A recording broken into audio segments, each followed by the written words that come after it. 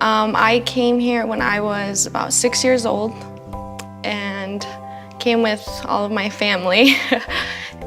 We just came straight here to Crete, Nebraska. This is where I grew up. I started first grade and finished high school here. So.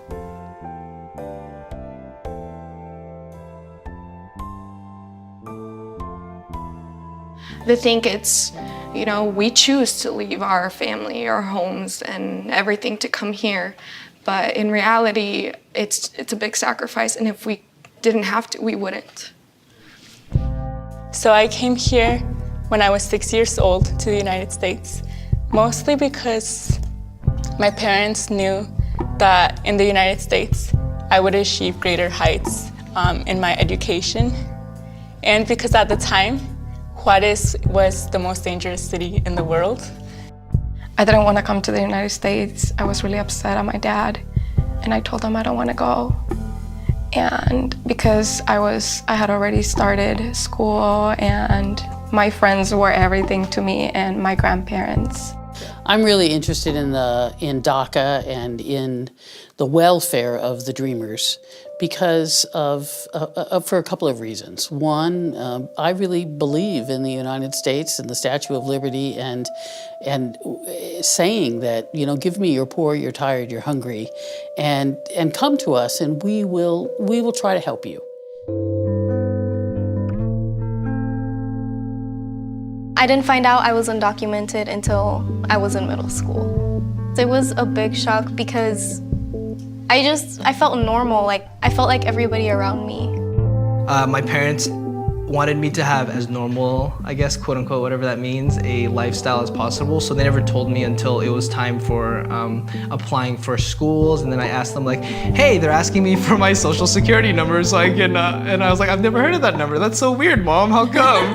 I think maybe we've all had that at one point, maybe not, I don't know. But I was like, that's so weird, I've never heard of, what's the social security number? And my parents were like, like instead of having like the talk, this was the talk for us. I remember my mom would always, she never actually told me like, hey, you're undocumented. She said, just don't mention it. Say that you're from Texas. And I was like, okay, like that's where I'm from. After a while, when I started noticing like my friends wanted to save up money for their car when they were 15, 16, I'm like, oh, I want a car. I'm gonna start working when I'm 16. And then I was like, oh, I wanna do the same thing. But then my mom was like, no, you can't. No, you can't. She would make up excuses. She'd be like, oh, it's because I want you to finish school. And so after a while, I was like, Mom, I'm serious. I want a job. I want to work. And she was like, I'm sorry, like you can't. And I was like, what do you mean I can't? She's like, you don't have papers here. And I was like, well, that's easy. I'll just like look online, how to get papers.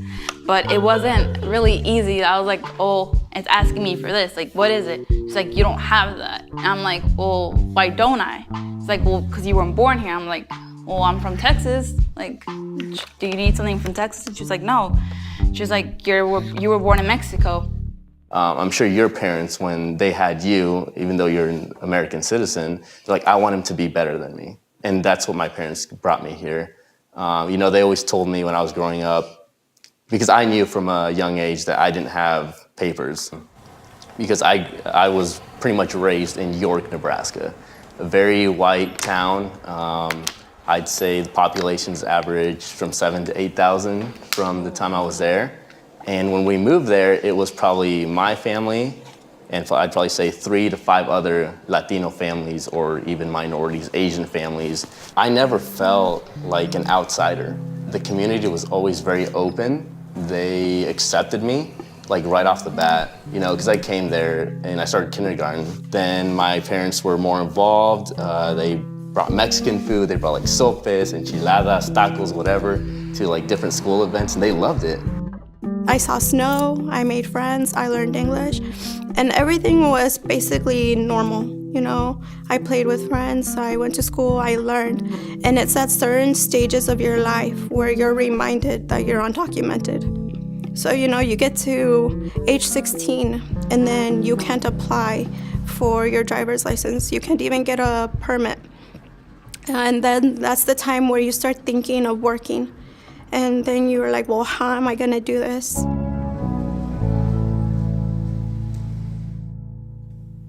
I'm a child of immigrants, but I'm also the university's, I would argue, lead activists on behalf of DACA students, been responsible for helping to create a scholarship program for Dreamers here on campus. And we now have 50 Dreamers on full academic scholarships here at the university. So my number one priority is to make sure that they are secure and that they can continue their programs of study to completion.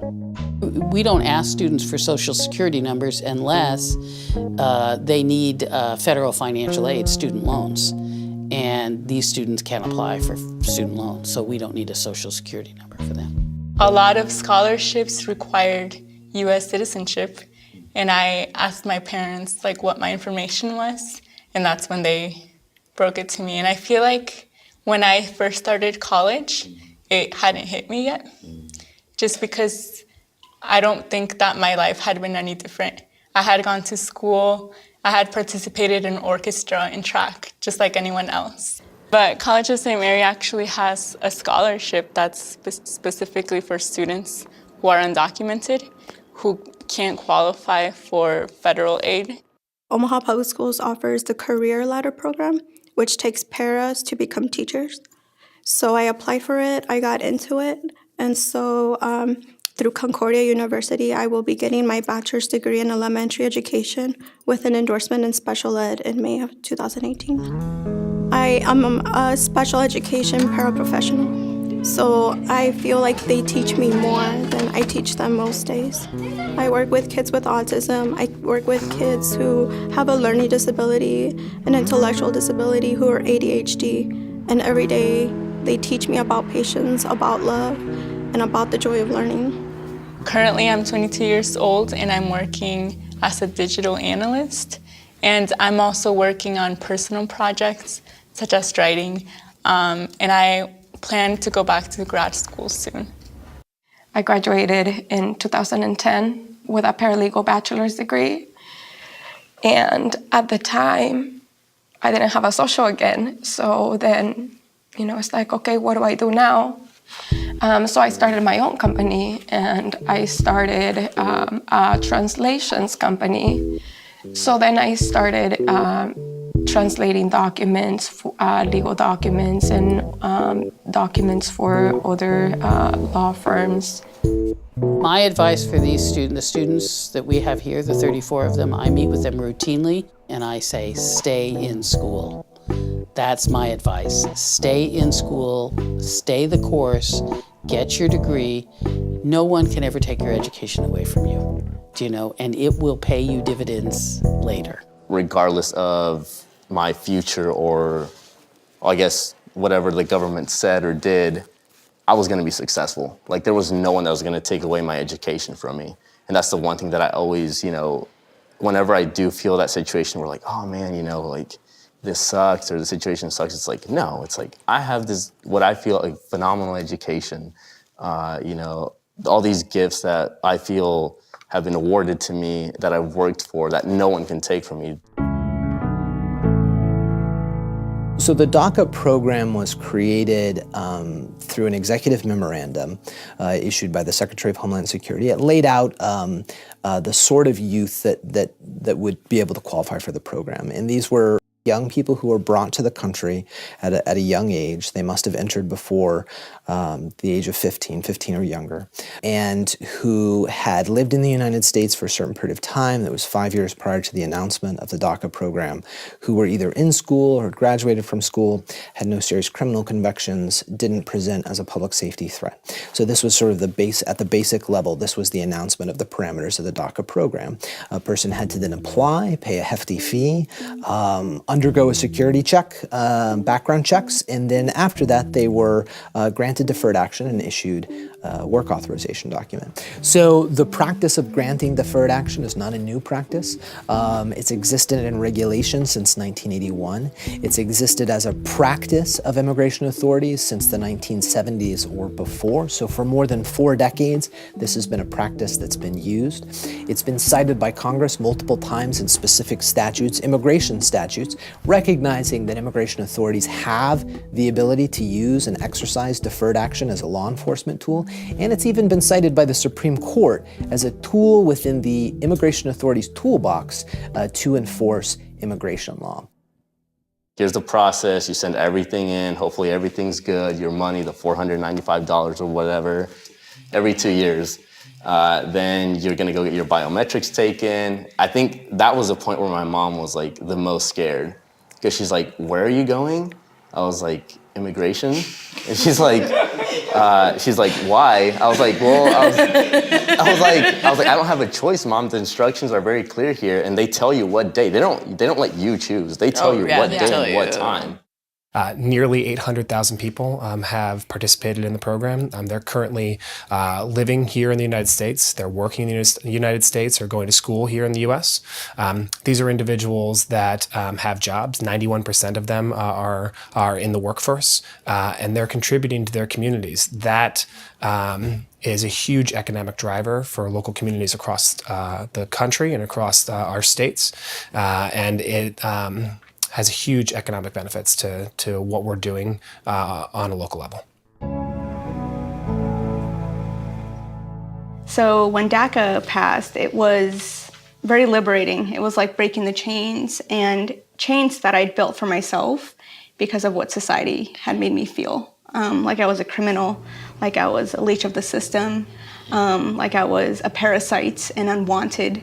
So I constructed these bars for myself that really kept me down. So when DACA passed, I was able to kind of break from that, break from what society was telling me I should be and owning who I wanted to be. I remember the day. It was like a sweaty summer afternoon. I had like come home from playing basketball at my elementary school, my old elementary school. I was like 17 at the time. I got home, I was like out of breath, exhausted, walking home, you know, and I went up the stairs and opened my door. And then my dad like was on his couch, and usually he's on his couch, he's on the couch, and he just lays there and he says like, "Hey," like he barely looks at you and he'll look back at the TV or something, right? If the TV's on. But instead he had like got up and came to me and was like, I could see like his eyes were a little watery, and I was like, "What's going on?" You know? And it was like, he said, "You know, it's here. You know, we waited for this long, and we didn't know. All we could do was hope. You know, we were in darkness for so long, but somehow like this light came. Somehow something has saved us, and something came out of the woodwork, and someone like is like rescuing us." And then I was like, "What are you talking about?" He said, and then he just started explaining like they passed this law, and like it's gonna let you get a driver's license, it's gonna let you get a social security number, it's gonna let us take you to school. Well, pragmatically, it allowed me to work. You know, that was something that, being from a lower socioeconomic background, was instrumental to helping my family. So being able to work at a job where I could actually use my talents and my skills, that was really important to me. In Nebraska, we weren't able to drive right away, even though DACA recipients around the country could.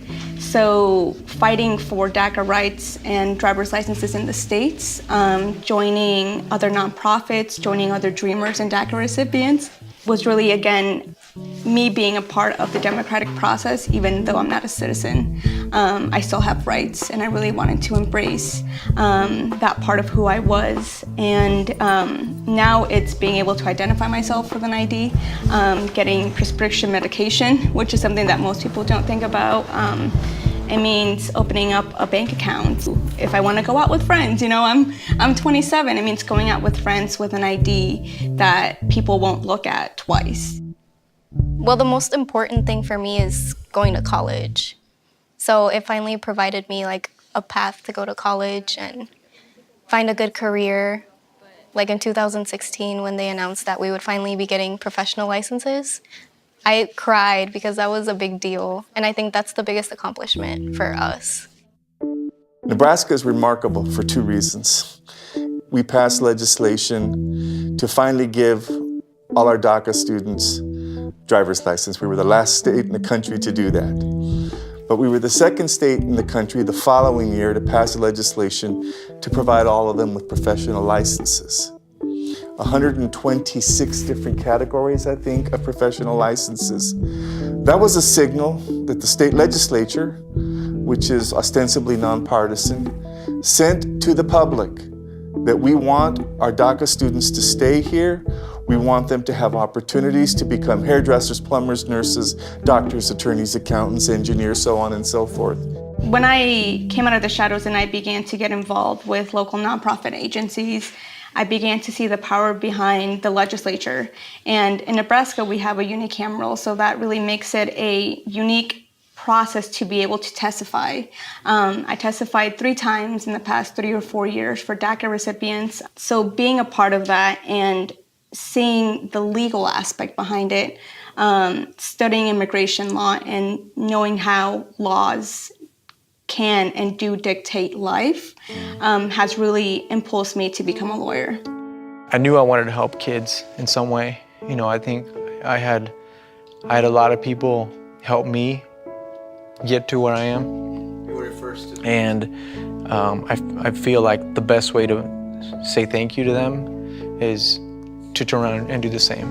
You know, I think I'm a big believer in that. When you get to walk through that door, that you don't just let it close behind you, that you leave it open and let help other people get through. And so I didn't know I wanted to be a school counselor. I didn't even know what a school counselor did. I thought they just check your credits and then you know, all right, see ya.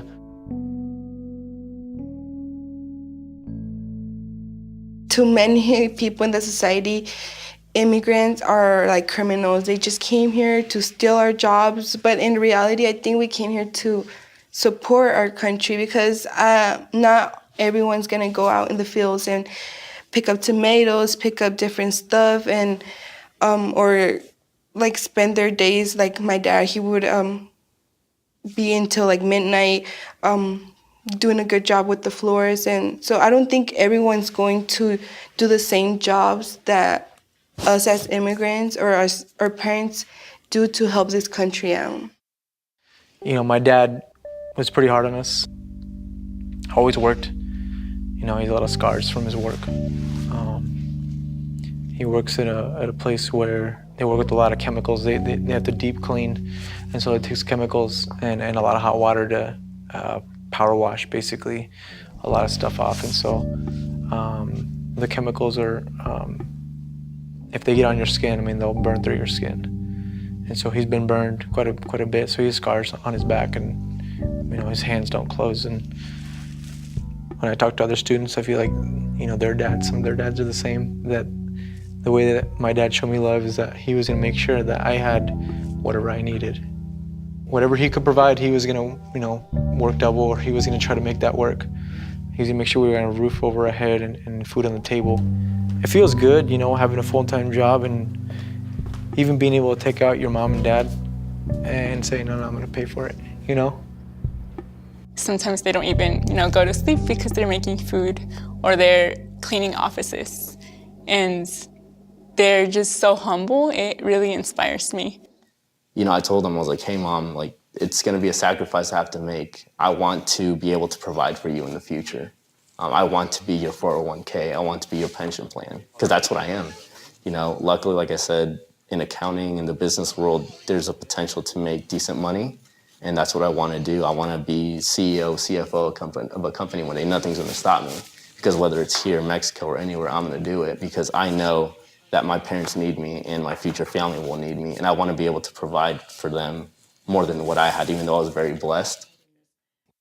There's been this narrative created where it's like Dreamers had no choice. Yeah. A blame game. Yeah, and I understand where it's coming from, because yes, we didn't have a choice. So they're just empirical facts, right? That we didn't, as minors, like we just had to go with our parents, and that was the thing, right? It has been used against us in a way where it's like, oh, so it's your parents' fault, so we should deport your parents and just not you then, or like we should split up your family or something like that, or it was your parents' fault and it just wasn't yours, or sort of thing.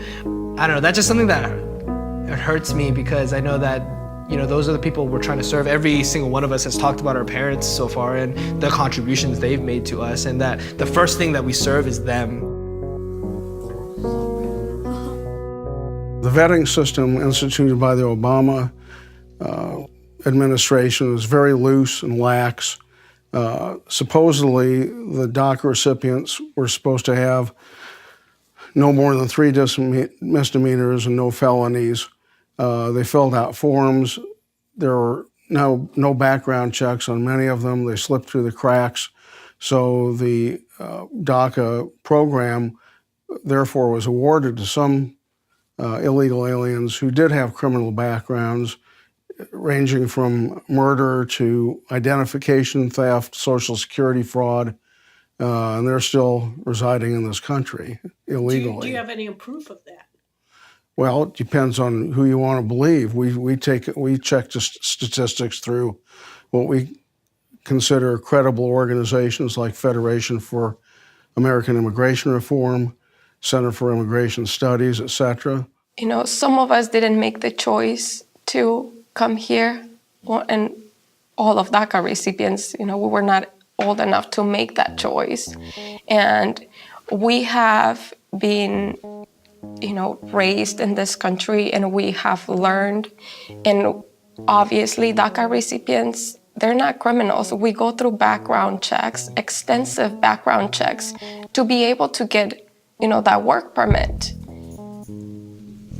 And we are sometimes treated as criminals and discriminated, and sometimes people just don't know that we had to, you know, find our own college funding to be able to go to school, you know, because we didn't have, you know, a loan, we didn't have a scholarship by the government to be able to do that. We had to find our own ways of having a career. I met my boyfriend, and it was like 2 months in, and sometimes I forget that I'm even DACA because I feel so normal, like I feel like I'm a citizen. So 2 months in, I realized, I was like, oh my gosh, like I'm DACA, I should probably tell him before he because that's something big. And I was like, well, I'm kind of like not from here. And he was like, what do you mean you're not from here? I'm like, I'm a DACA student. And he was like, what's DACA? Like, I don't know what that is. Is that like a club at school or something? And I was like, no, like I came here when I was young. I'm undocumented. Like I was like, yeah, some people don't want me to be in this country.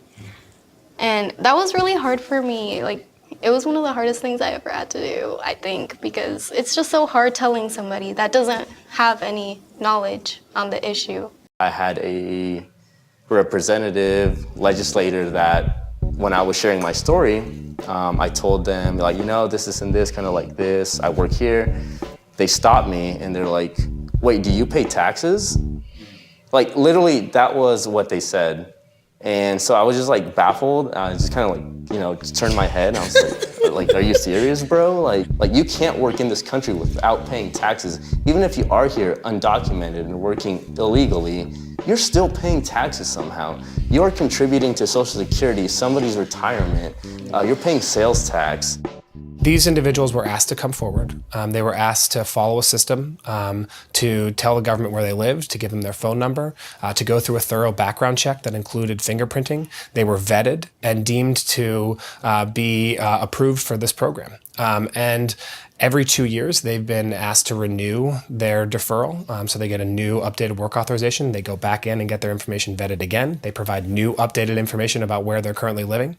And so this program goes away. They're certainly fearful that that information will be used to remove them from this country or to remove their family from this country.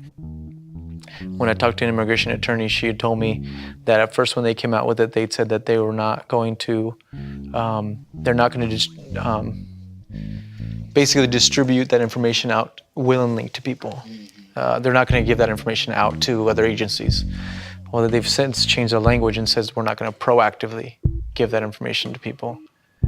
So to me, what that means is, well, we're not going to give it to them, but if they come ask for it, that's not being proactive. They came and asked us. My biggest fear is, have I done something to benefit me that, without knowing, it's going to affect my family? That they're not just going to come after me, that now because I've done this, my parents are going to be rounded up too.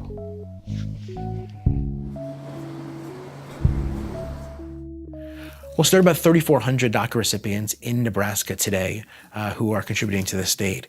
And if they were kicked out of the workforce, then the state would lose about $150 million annually in gross domestic product that's generated from their labor.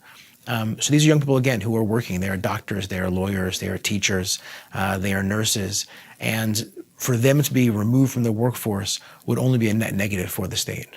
So if you look at the 800,000 young people who have benefited from DACA, and you just focus on those who are in the workforce, using the analysis that we've done with economists over the past year and a half, we would estimate that ending DACA and kicking those recipients out of the workforce would essentially suck about $460 billion out of the economy over a 10-year period.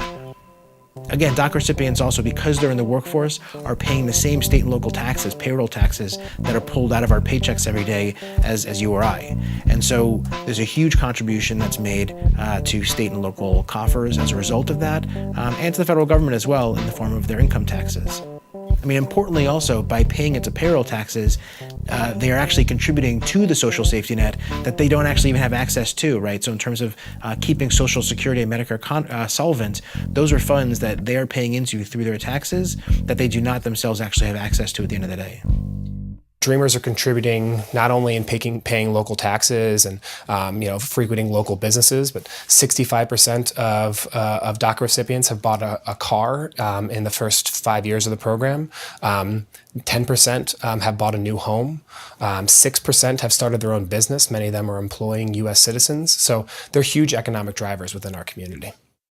In most places in the United States, unemployment is so low that we need the labor. So you look at most of the things that are being done, especially in the service economy in the United States, and they are being done by new immigrants. And in many cases, there are people who are either the parents of these dreamers, the grandparents of these dreamers, or the dreamers themselves. And so would we want all that labor to go away? I mean, who's going to roof your house? Who's going to mow your lawn? Who's going to clean your home? With America's birth rate, that the only way we can grow our economy is to continue to grow our workforce. And that's going to be mostly young people, and many of them young, new Americans. So these 800,000 Dreamer kids represent a significant increase to our economic growth rate, to our GDP.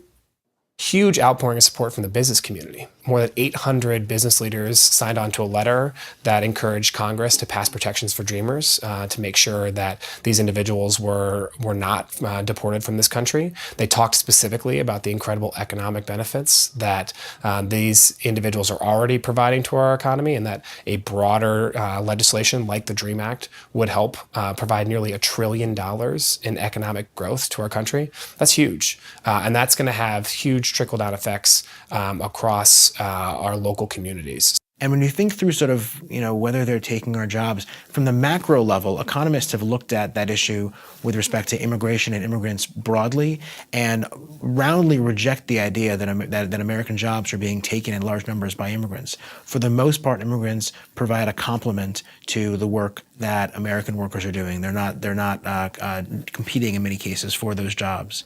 Over 20,000 teachers in the U.S. are DACA recipients. So just on that basis alone, jobs, a lot of DACA recipients are becoming educated beings. We are going to graduate from high school, we're graduating college, we're even going on to, a grad school. So we're professionals, and we're a part of what happens in this country on an economic sense. We do it because it's a contract. It's a contract that, hey, here I am. I'm coming out of the shadows, and we're showing that we're active members of society.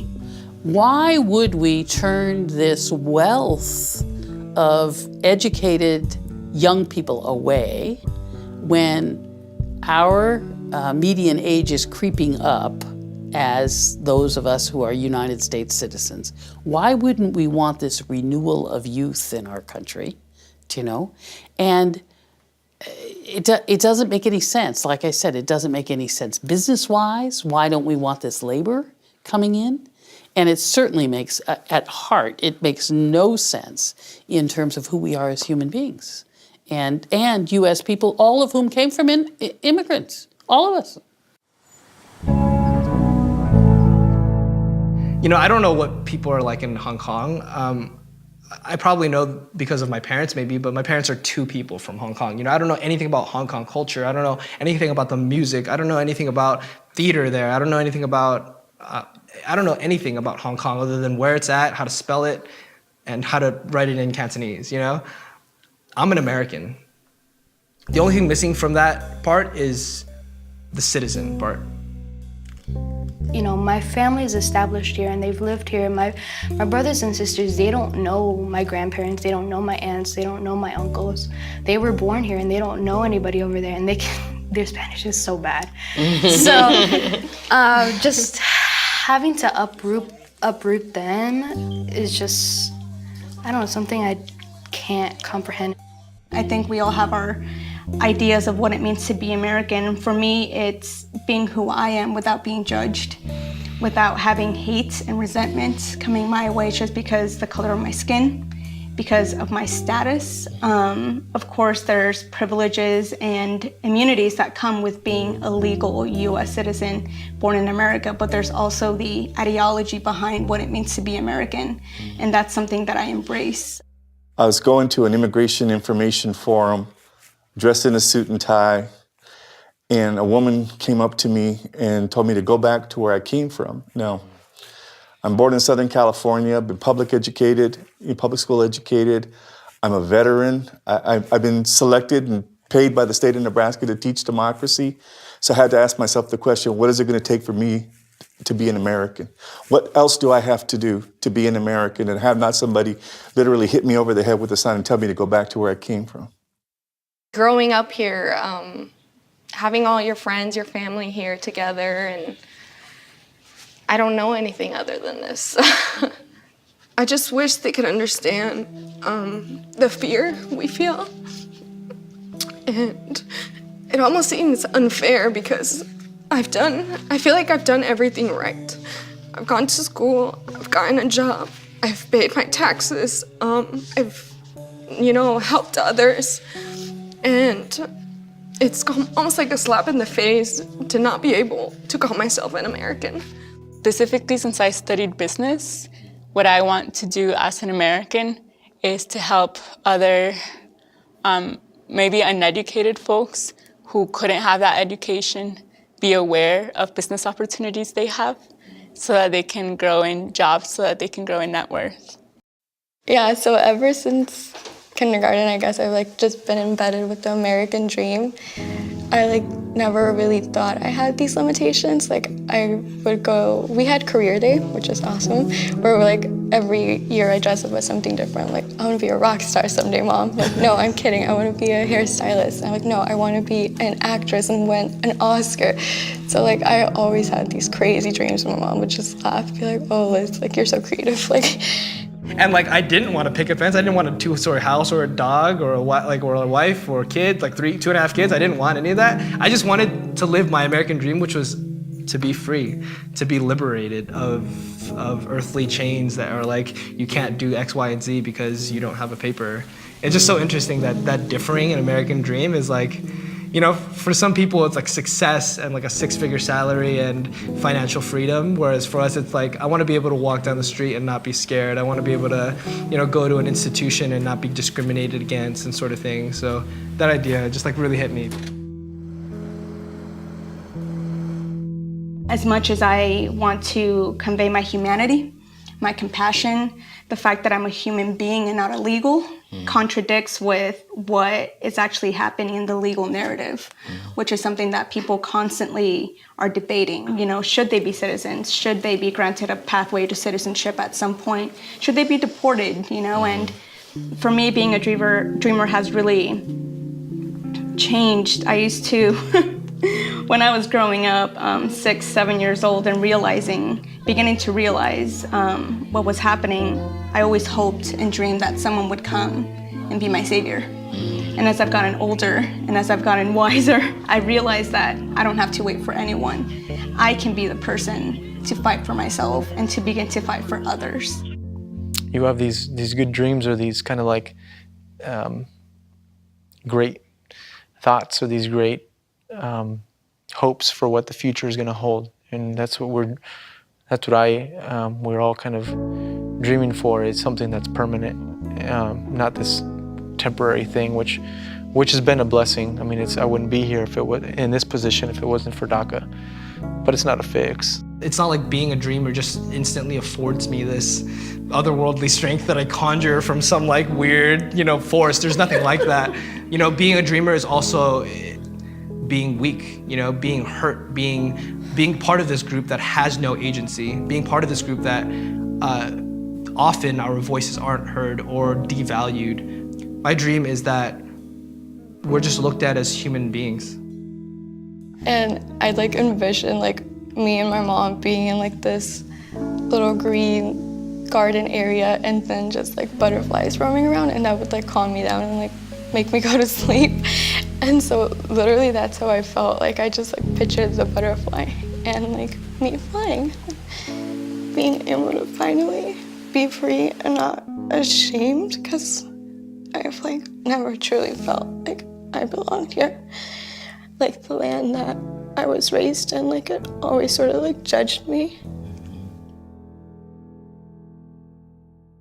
You know, as a political science major, I've been able to study the history of the United States, and what's happening now has happened against other groups, and they've overcome adversity, they've overcome these struggles, and they came out, granted, you know, it happened through a lot of pain and suffering, but they came out the other end. I think I've been preparing for this fight my entire life in bits and pieces, you know, and I've met the people that I've met for a reason. And I don't think I'd be the person I am today if I didn't have a purpose. The whole point of America is the salad bowl / melting pot of all of us, that we add to it together as a nation of different voices and ethnicities and colors and perspectives. We are the immigrants. We are the immigrants. The mighty, mighty immigrants. The mighty, mighty immigrants. Fighting for justice. Fighting for justice. And the DREAM Act. And the DREAM Act. It is time to pass the DREAM Act. We'll pass it now. Let me tell you what it means. What it means is not only an opportunity for hundreds of thousands to be part of America's future, it is an opportunity for the rest of us to reaffirm who we are as Americans, what we believe in, what our values are, what justice really means to us. This is a simple matter of justice, that young people who were brought here undocumented will be willing to be given the opportunity to be part of our future. You know, one of our missions at United We Dream is to make sure that immigrant young people in this country can feel empowered by their stories and come to DC, make their voices heard, speak to members of Congress, and be shaping the narrative of immigrant young people in this country, but then also be shaping policy. We're calling to this evening to talk about the future of Nebraska's immigrant youth, also known as Dreamers. There's definitely a political solution that lawmakers, regardless of political party, can come to ensure that DACA youth are not being deported and removed from the United States.